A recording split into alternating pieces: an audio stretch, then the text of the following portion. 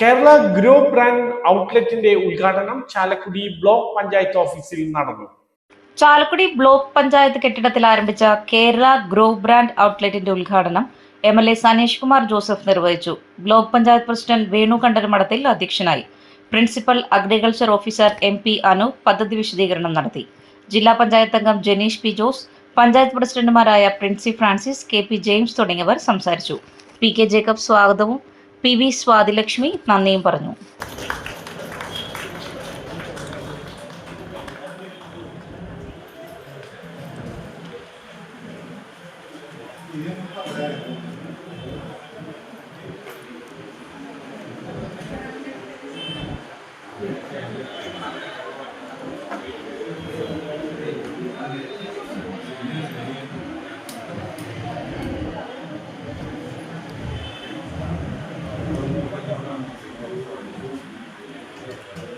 അത് 200 രൂപയ്ക്കാണ് മാർക്കറ്റിൽ.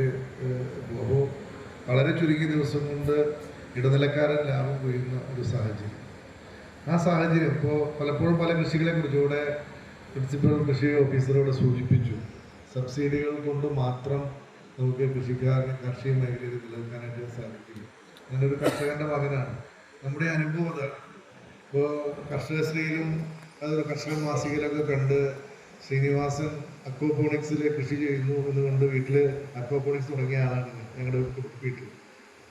അപ്പോൾ അതിൽ എഴുതിയ കാര്യങ്ങളൊക്കെ വെച്ച് നോക്കി നമുക്ക് വലിയ മാർക്കറ്റ് കിട്ടും എന്നൊക്കെ പ്രതീക്ഷിച്ചിട്ടാണ് ഈ മീൻ കൃഷി തുടങ്ങിയത്.